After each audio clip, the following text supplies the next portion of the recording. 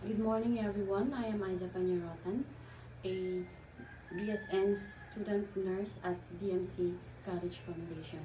For today's video, I will be showing you on how to properly assess the eyes and ears of the patient.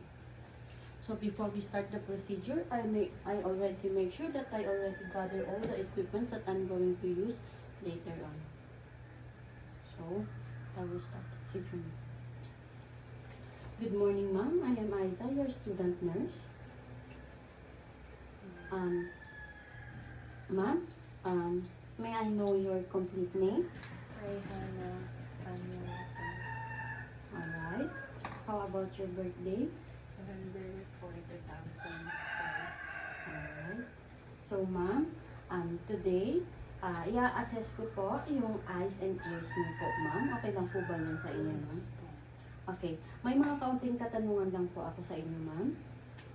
Pero bago yan, mag-perform po muna ako ng hand hygiene.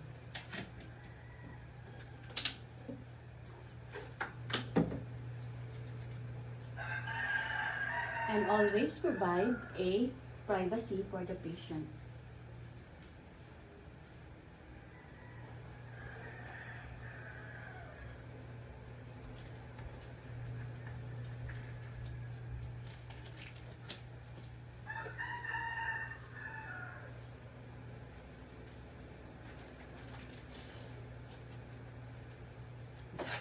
So, ma'am, may mga katanungan po ako sa inyo.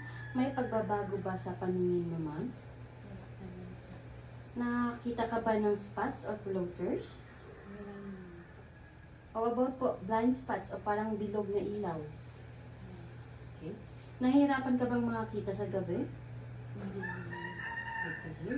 May double vision ka ba, ma'am?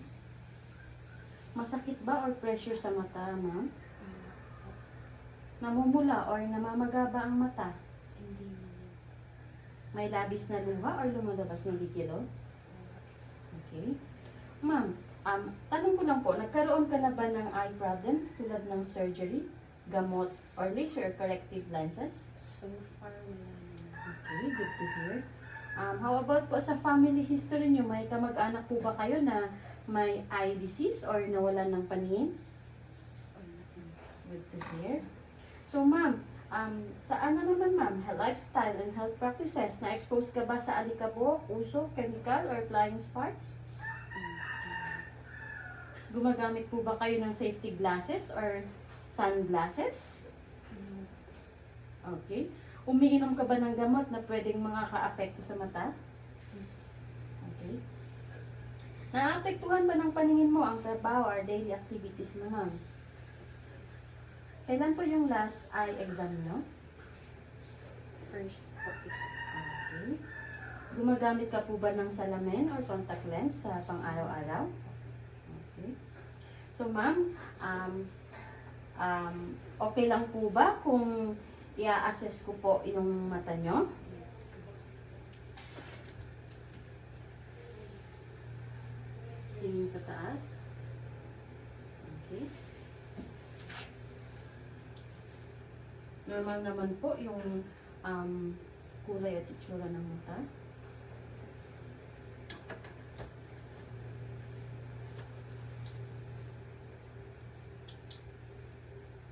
Ma'am, check ko lang po. Tingin po. Pilit. Kabila. Taas. Okay.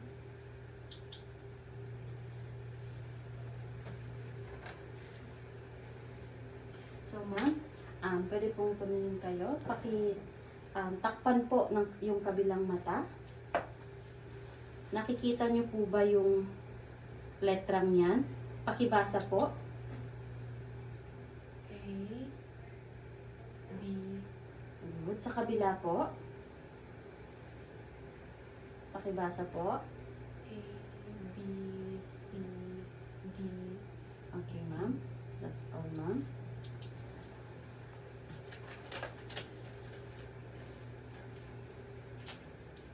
So, after po ng eye assessment, susunod po yung tenga. So, sunod naman po yung pag-assess natin sa inyong tenga. Okay lang po ba? Yes. Okay lang po ba nahawakan ko yung tenga nyo? Para ma-check ko lang po.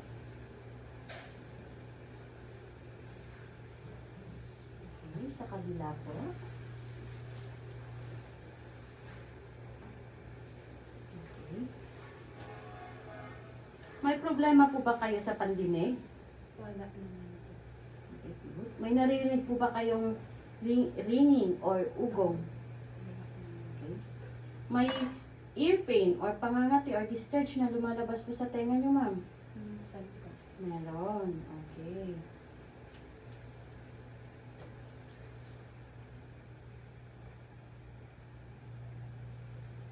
Tingnan natin kung hindi naman namamaga.